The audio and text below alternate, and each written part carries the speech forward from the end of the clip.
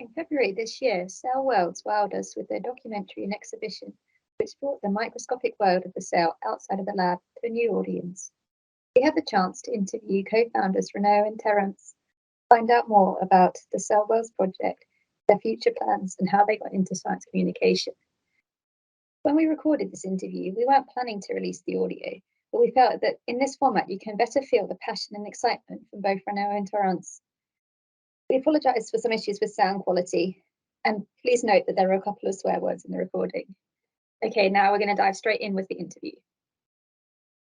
Actually, I wanted to start off with the two of you, so I was wondering if you could tell me a bit about your backgrounds and how you got into science communication. Yes. I don't know if you want to go first. Okay. Perfect. Yeah, Renaud, if you want to start. Okay. Go ahead. So a little bit of background and how. So it's funny because you will see that this is a kind of mountain figure because we were separated and then suddenly we joined with Terence. So to give a bit of background, so trying to see where I start. So I hold a PhD in microbiology and epigenetics. So I was into science since high school. But when I started my PhD, I started to feel that I needed to get all those messages and all the topics outside of the lab because there were so many interesting stories. So I started to do science communication on my own alongside the PhD, doing some video and some events, some stuff like that. And so at the end of the PhD in 2019, I decided that I wanted to build a career in that and really dedicate myself in science communication. So I started by creating a podcast, which is called The Lonely Pipette. Yep. With a researcher actually, and I started to work with scientists all the time, like being directly involved with scientists, trying to help promote their stories and their work through different formats, so podcast, video, and everything. And then I met Terence. I met Terence at an event. We started to see that we were having some common points. I will let him tell it. And this is how everything, I think, really started for Cell Worlds. So maybe Terence, do you want to give a bit? Yeah, thank you. Yeah, thanks. So I'm Terence. I'm totally in love with science and especially neuroscience. This is why I start with as an engineer in neuroscience, in neurobiology at the Institut Curie, Curie Institute in France. By just spend hours on the microscope to see the fluorescence of cells, etc. And it was like I'm in love with this. I think it's very important, but I have any way to speak about it with the public, with a broader audience, just to discuss what are we doing in the lab and why we are doing this. So I started to have this. I wanted to do popularization because I wanted to speak with all people that that can be interested by this field. And this is why we do conference, video, etc. For example, on YouTube. And this is why I met also Renaud with the same inspiration. And we begin to say together that we can be at the interface between research and the public by have a mission to have this. We aim to bring the image of science far from the lab and near from the public, etc. For example, on internet, on YouTube, in digital art center, etc. Yeah. Excellent. Yeah, that sounds great. I guess, yeah, it's kind of interesting to hear the mission of bringing it to the public, because I guess there's different types of science communication. But do you think that your backgrounds as scientists are important to making you good communicators as well, or do you think that doesn't really matter?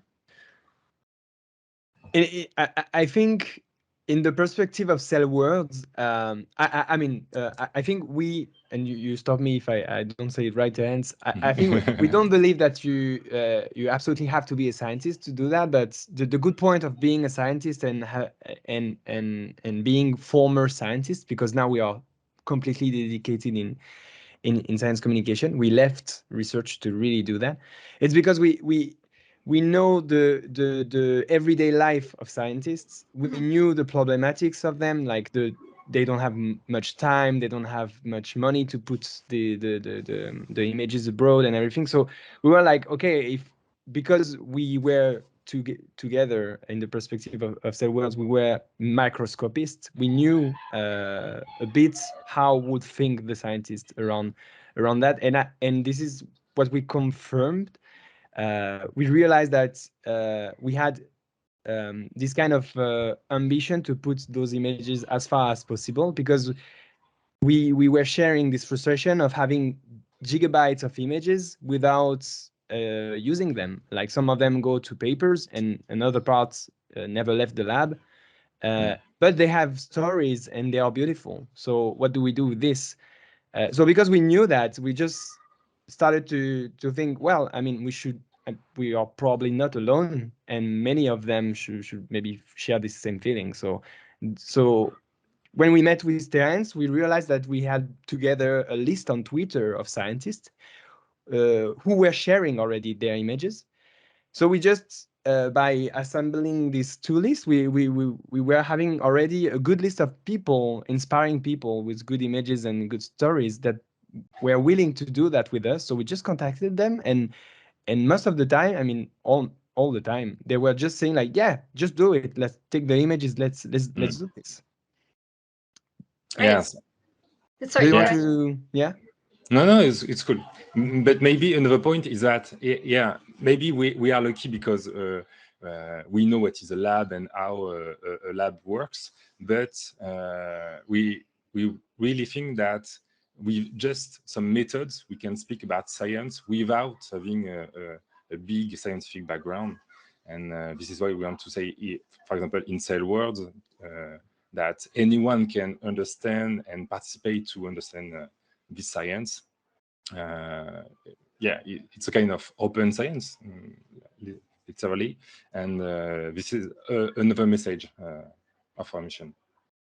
Excellent. Yeah, I really enjoyed your ambition page on your website. I think cool. it's nice to see it all kind of set out of all the aims that you for. So yeah, I guess my next question was going to be about the inspiration for Cell Worlds, but it sounds like just your own background in microscopy plus other people already sharing was kind of the inspiration for that. But I was wondering, so how long have you been working on the project, and was there anything else that inspired you to do Cell Worlds? So other inspiration to do Cell Worlds? What can I say? There are many, actually. So Cell Worlds, we really wanted to do some kind of narrative that is quite different than usual classic documentaries. So actually, we realized with Terence that we had also a huge passion for music, and we were sharing taste of music. Like we were loving like electronic music, but also orchestral one, which brings different power to the music. And this was the inspiration that got us to pick one musician that met Terence, to really have a team of 3 people completely complementary on that. Yeah, it's the music is cool, but we have many different inspiration. For example, I don't know, but with the internet culture, we can bring some I don't know, we know how to speak to younger public, for example, how to use how the public usually use internet to have information and to avoid to have bias, for example, by have this information. I don't know, but just to be in this new state of mind about how the information is available on internet, we are able to produce something we think is new about how to speak about science with social network, for example. Renaud spoke about Twitter. Yeah. So this is why, for example, for us to have a documentary is cool, but on YouTube, for example, and not directly on TV, or I don't know, or maybe to have it on Netflix can be cool also, yeah. But to have it on YouTube, it's very cool for us to, because one, it's totally free, and it's easy to share it on Twitter with some links, I don't know, and it's very cool to have this, yeah. It brings us back to the open science, way of doing. We wanted to do it. It's like we produce something that is available for people for free, and they can just play YouTube and project it somewhere. Like, just make it available, those stories.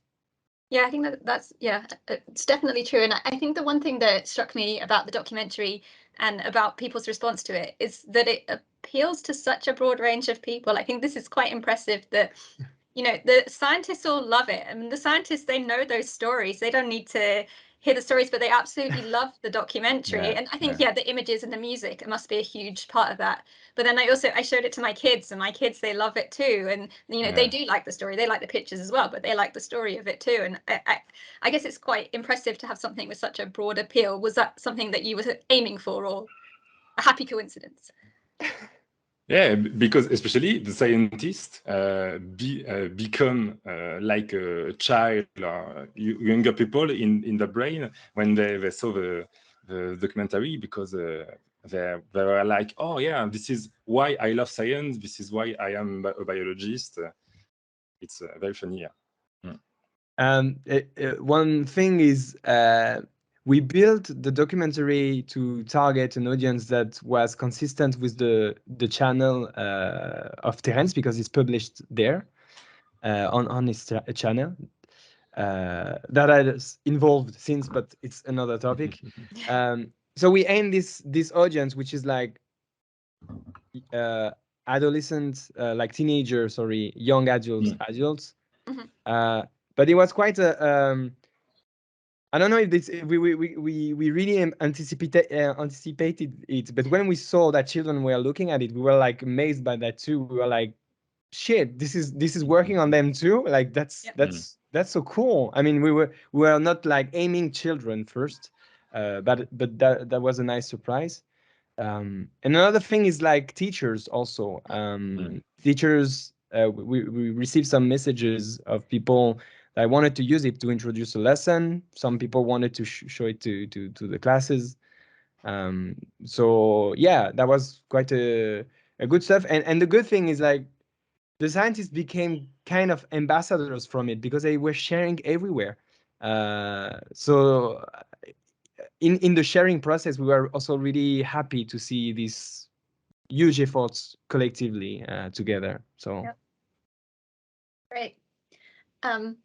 Okay, so we spoke quite a bit about the documentary, but of course you have that exhibition as well, which I haven't seen. I was wondering if you could tell me a bit about the exhibition. Yeah, so the idea is to have a immersive exhibition. So it's an immersive experience. The idea is to be totally surrounded by images of microscopy, because you have 4 walls with projection, and also the floor is like a mirror, and so you have reflective images on the floor, and this is very cool. So the idea is to be totally immersed in this new world that we are it's totally impossible to be immersed in this world in our reality, but here it's possible. Yeah, so it's like a dream for scientists, for the public, for the children, etc. It's cool.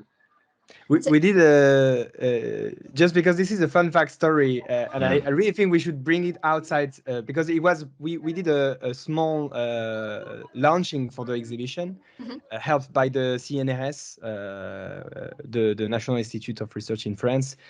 But the really cool story we saw is like really it's what said Terence before. We really have seen like a high level scientist coming back to 5 years old. Like it was like acting like looking everywhere like shit, it's my images, and some of them started to dance with their images. Like that was like so cool to see that this happiness is springing in the room. That was really one thing to live. Yeah. So does it tell the same story as the documentary? It's quite different, but the aim is the same. But with the exhibition, the idea is to use the entertainment to give some message and to the public. And it's not just entertainment; it's more than that. Just that. And the thing is really cool is that if we have something what is very beautiful about the music, the images, etc., we can use it to sensibilize. Is it an English word? How to say it in English, Renaud? Sorry, because my English is very bad, so maybe I'm looking for my words. It sounds very good to me. Raise awareness. Yes, raise awareness. Yeah, it's about that. Because, for example, you see the images. Okay, it's beautiful. Okay, the music is cool. Okay, but at the end of the exhibition, you can discover what you are looking. For example, at the end, we write on the wall, this is a neurons. It's like a painting, but with some microscopy images. This is a neurons, this is an embryo, etc. So the people now connect to the image by saying, okay, this is this. So this is actually currently in my brain. And I think like this, we can use the entertainment to bring awareness. Yeah, totally. So this is it. Yeah, if you want to see it.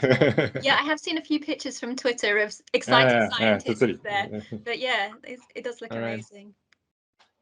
Well, it was just to show you if you just to get it. So yeah, actually, if you have any pictures that I could share with the interviewers, that would be amazing. Of the exhibition in particular. Yeah, that's great.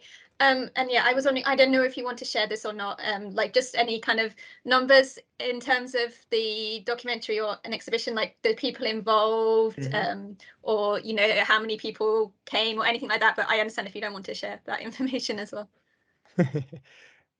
No, I believe, and I think the answer will be okay. We can share. It's not a problem. Actually, it's we believe we were happy to bring those worlds together. You know, the scientist world, the artistic world, because this is in a museum for the exhibition part where they never played any science, never. So that was quite interesting as an experience. So about the team, so we are 3 people for as the nuclear the nuclear team. Yeah.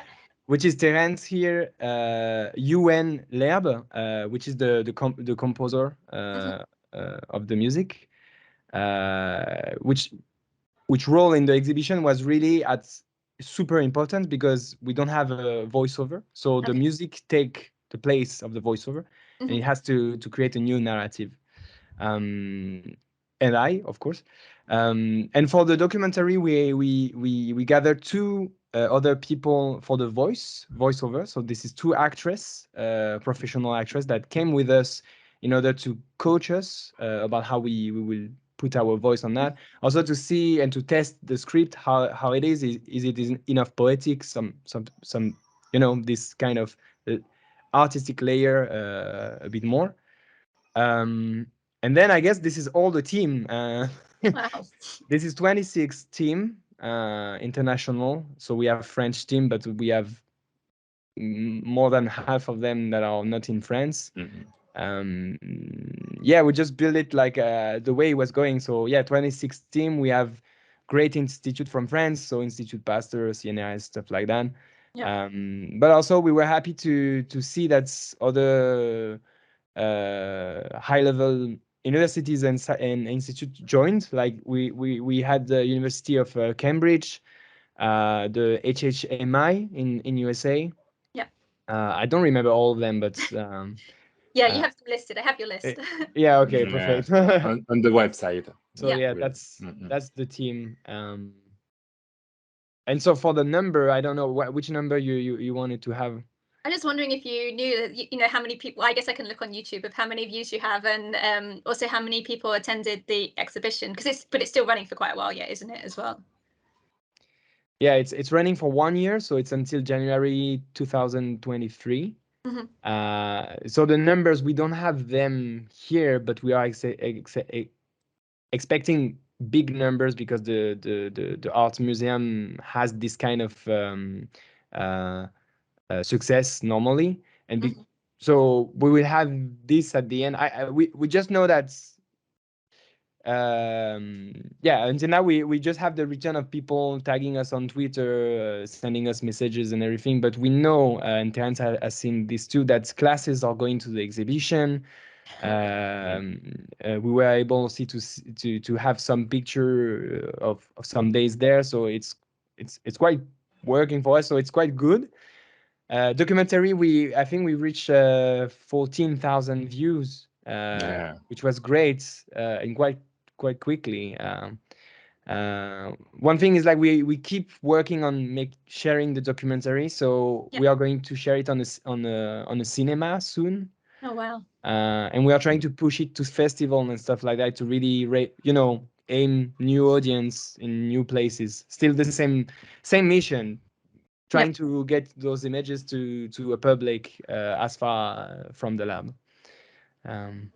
Yeah, I guess that's a kind of always a tricky one for science communication, because it's easy to get it to the people that are interested in science, but I guess you really want to try and get those ones that perhaps wouldn't be, you know, they wouldn't go to their local science festival, but maybe would go to their local music festival or whatever. So yeah, that sounds amazing. Yeah, this is why this is very important for us to be on YouTube, to be in cinema, to be in an art center, and not to be in just a scientific institution, or I don't know, university or no. It's cool to be in a university, okay, but it's not the aim of the project. Yeah, actually, there is a number that can be interesting, because that was one of the that was the first. I mean, we call it like a world premiere, because we believe that at this scale, with so many teams and this and the scale of size also of the exhibition, this is the first time we do that for biology. So we were asking ourselves, can we get the numbers of if the public of the exhibition is seeing art and science show for the first time. So we got those numbers, because at the end of the exhibition they can go. There is a website which is a kind of a way to be connected with the documentary. So the website is showed with a QR code, so people can just go there and give us two stuff before they leave and see the documentary. So we ask if this is the first time they are having art and science show in their life, and we have something like 80%, I think, Terence, we got. I don't know exactly today, because it's evolving all the day, but until now we are about 80% of people which are living this adventure like a first arts and science show. So which means that for us the goal is quite achieved, because we wanted to touch people that have never done this before. And the other question is, do you declare to want to know more about the microscopic world? So, like, did we succeed to raise their curiosity and their desire to know more about those landscape that we don't see? And I think we are about, I don't know, 70%, something like that. It's a good number too.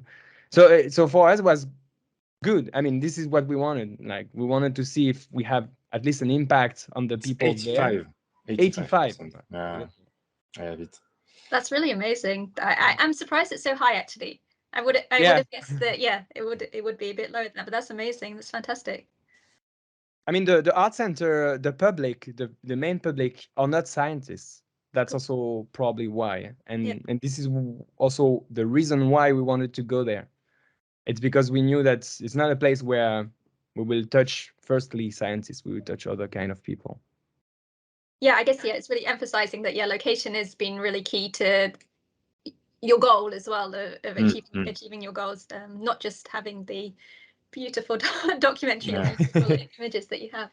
I guess you touched on this. So about how you selected the scientists, a lot was just from other people that were sharing. Did you have any other avenues, or was that, like you said, was that enough from from people you already knew of?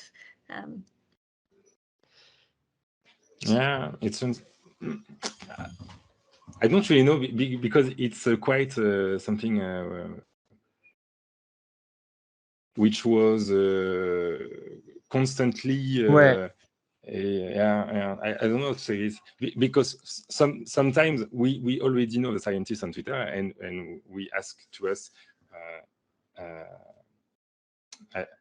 we know that we are wanting to add these people, for example, these scientists on the documentary, and sometimes we discover new images, and we were like, oh, why not? And we just wrote a message on Twitter, and to try to like a message in the bottle, and to try to have this one. But we don't really have a structuration, a plan to do it. Yeah, it's like, when we say we know, it's like we knew them from Twitter, but not in real life, or it's like we never connected with them more deeply than just a follow on Twitter. Yeah. And so we just either started to message them, or suddenly I don't know, I remember with Terence, sometimes we were at night, we were texting, and suddenly we're like, oh, did you see this guy? And we saw that, like, wow, like that's huge, let's contact him, let's ask him. And I think also one scientist one day told us, like, yeah, you should go to see this guy, because he's doing also a great job, and this is kind of nice topic too. So it's kind of a whole continuum, but we didn't have a selection about how. It's just like we wanted them to be willing to share it, and actually on Twitter they are all willing to share. And the other thing is, like, if they, no, I think this is just a selection. Are you one condition? Do you want to share it with us? Like, do you want to collaborate with us in this process? Yeah, because I was wondering which came first, the story or the images? Like, did you build the story from the images that you had, or did you already have the story in mind when you went to find the scientists on Twitter or wherever? I think we have the two way. Yeah, totally. Yeah, we have the two way, because there were some topics we wanted to talk about,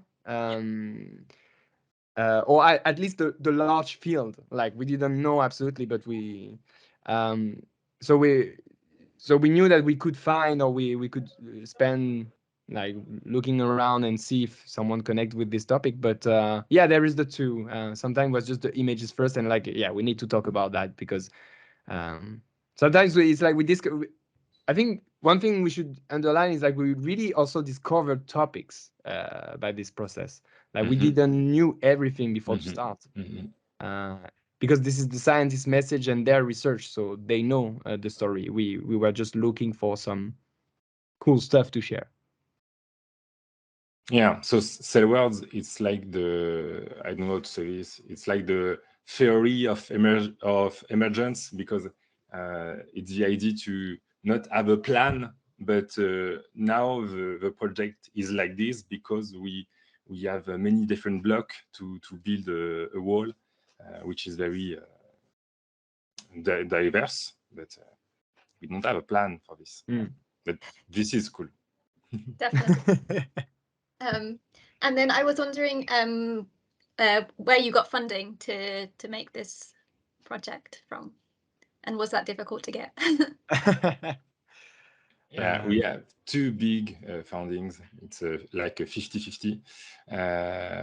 The half with the museum that actually hosts us in Bordeaux at the Bassin des Lumières,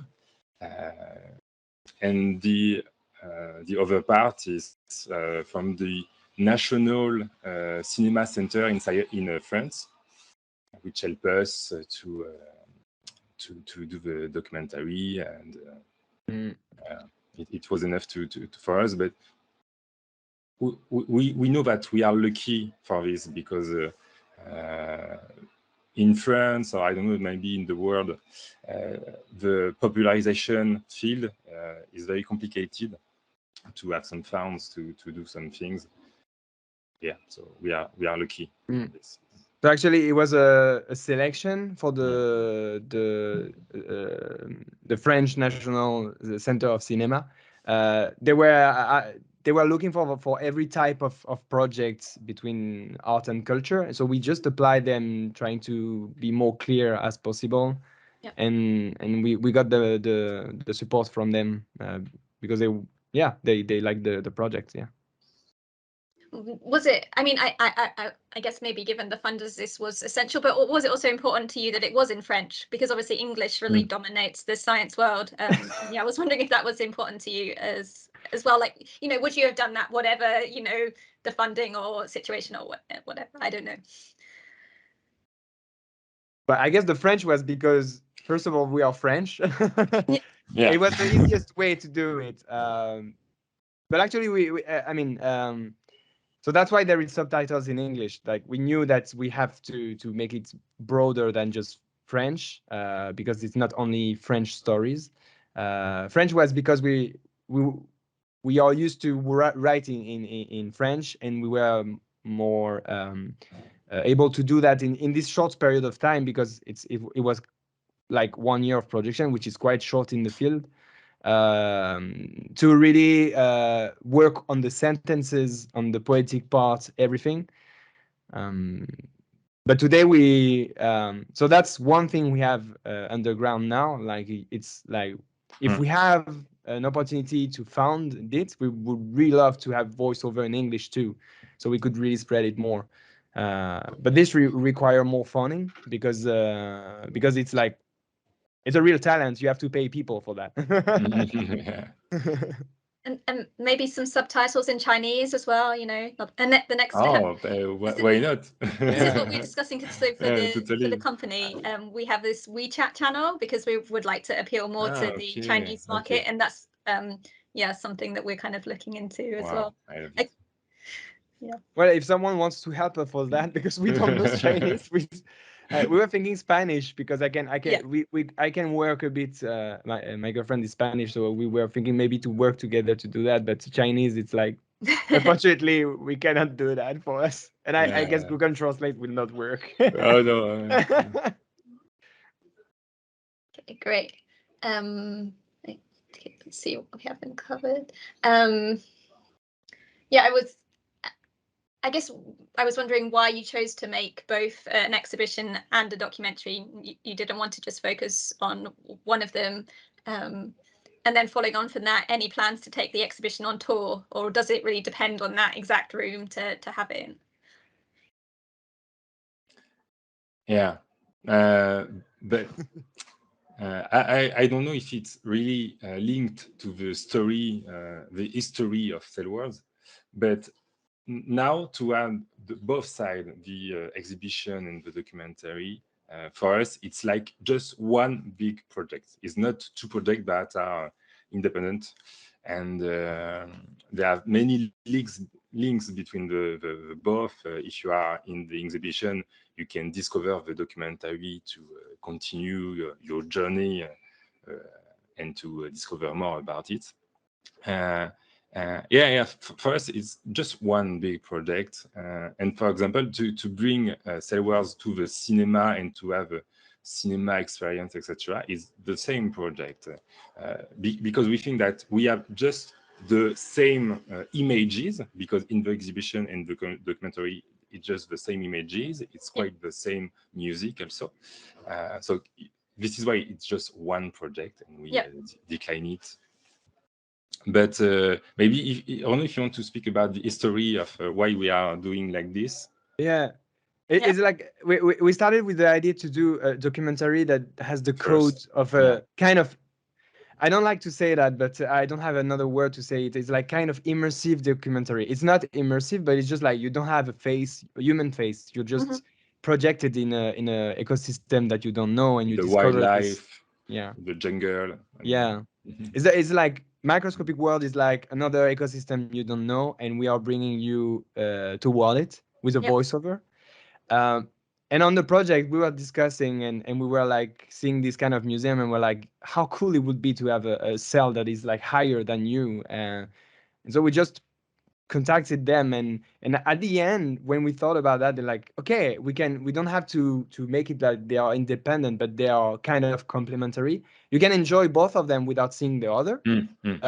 But also when you see one, we try to build it to bring the desire to see the other one, because it's not, as he said, it's like the material is quite the same. The music there were a huge work on music too, on that, but the narrative of different. So you discover this in a different way. It's like the exhibition, you're more by your own. So it's like you ask yourself a lot of questions, you discover the thing. Actually, if you see the exhibition the second time, you don't see it the same way, because at the end of the show, you have some answers. And then when you see the documentary, you have a voiceover, so new information, new stuff to bring. So and so what we're saying, Terence, is like today we are bringing it to the cinema. We want to create also a kind of show with an enhanced experience around it, and that's the same project. It's just that the narrative and the experience is different, and so we can aim and touch different public. That's also the purpose of why we decided to bring all together. And so the only link between all of them is the website. The website is not a place where you will spend a lot of time. It's just a carrefour, a place where you can go to see what exists else, what other stuff exists. Great. And I guess then I have two kind of related questions. So, I mean, obviously, it sounds like you have a lot of work to do on taking this project further. But I was wondering if you have any new projects up your sleeves, either as a team or as individuals, or anything you're willing to share. And then, do you have something that you would like to do with Cell Worlds, maybe, if money was no object? So, we want to do many things. Maybe we have two precise answers, because Renaud, maybe we can speak about rapidly Méandre, and after about open science and l'exploratoire, maybe. We should do to answer. Okay, so maybe I will speak about the open science part of our incubator, because as Cell Worlds is incubate in our incubator with Renaud, l'exploratoire. In French, it's the exploratory. In English, I don't know how to say this. The idea is to continue to work on open science, which means we are wanting to continue to explain to the people, to the public, what is science in a new way, obviously not with the academic way of speak about science, but to let the citizens to be an actor of science, to explain it, how to participate to science, etc. So this is one. It's not really a project, but it's more like an ambition of what we are doing for the rest of the other projects. Just to speak about open science and to bring new project on this. And Renaud, if you want to speak about rapidly meander, which is in English, how to say meander? It's meander. Let me see. Let me see that. Because it's a French word, but yeah, it's a really French again. Sorry, but maybe we have an English version for this. Meander, maybe. No? It's like again, more we will push projects and grow, and we believe we will go more on the English language and everything. But it's now we are working with the tools we have.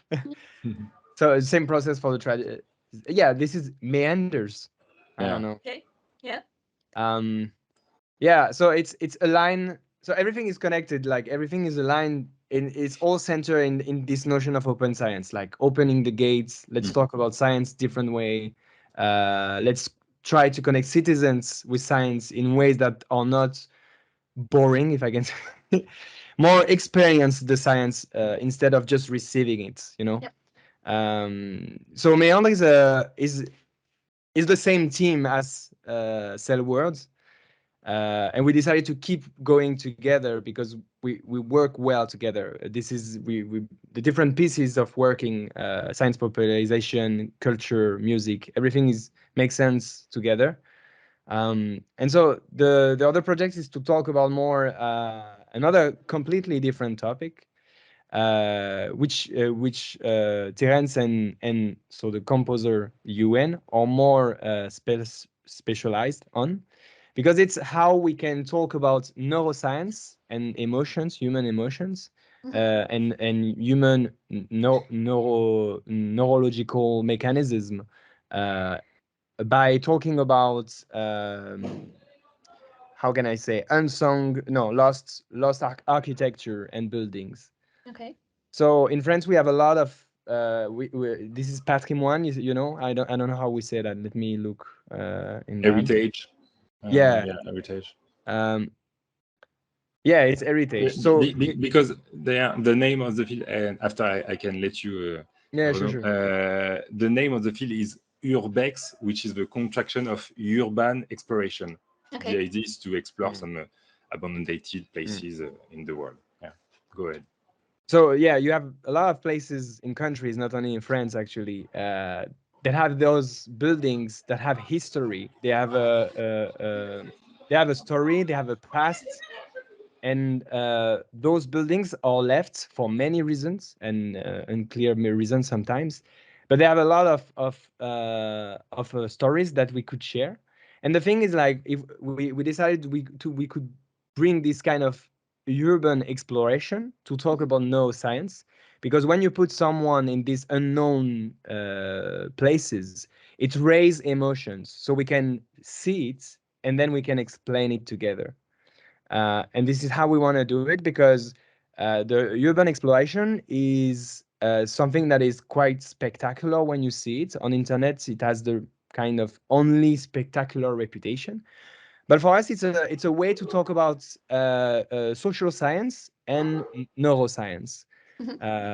So the idea is, like, we are going to take someone that is not used to those places, and we are going to go with this person to this unknown place to visit it and to observe what we are seeing in the place, but also to observe the emotion of the person. And it's quite so maybe here with the first speech we are giving to you, it's maybe not really clear, but there are common thematics that are raised in when you visit a place, an unknown place, and you see an unknown an lost emotion that is back, because there you can revisit the feeling of fear, of memories, this kind of feelings that we are not used, because we have a completely comfort here. So putting people in places that are not dangerous, of course, but places where they are not used to, will raise emotions, and then we can then demystify what happened between the experience they have lived and the biological mechanisms behind. So it's like it's a way of talking about neuroscience, not in a way that we sit in a chair and we just talk about mechanisms. It's just like we go there, we experience it, and then we talk about it. Okay. But what we are going to see is, if we get the emotion, we don't. It's not that we are proving something. It's just that what we want is to see it, because then we can just link what happened with a with a science popularization of the neurobiology, and this is what we want. And actually, some of the emotion we are looking for, this is something that have been studied by researchers. So it's like we are based on that, and then we just go explore it together. And there is, of course, a neurobiological part of it, but actually it's also gave us the opportunity to talk about those places, because those places has a function that evolve, and because this is lost in the past, because it has been abandoned. Abandonated. Sorry. We can also demystify that, and it's also to not lose this memory of those places, because they had a function, and actually some of them had a really great function for the society. That's amazing. So do you already have locations in mind, or is that something that's kind of evolving as well? Yeah, we have some location. Yeah, totally. Some location. We have the people to produce the first episode, because this one will be a kind of series. With different people going to the same place or different places? It's different people for different places. Yeah. Nice. And so different topics. Well, it sounds very exciting. Sounds like you're going to be very busy with still continuing to promote Cell Worlds, as well as starting this project as well. It sounds great.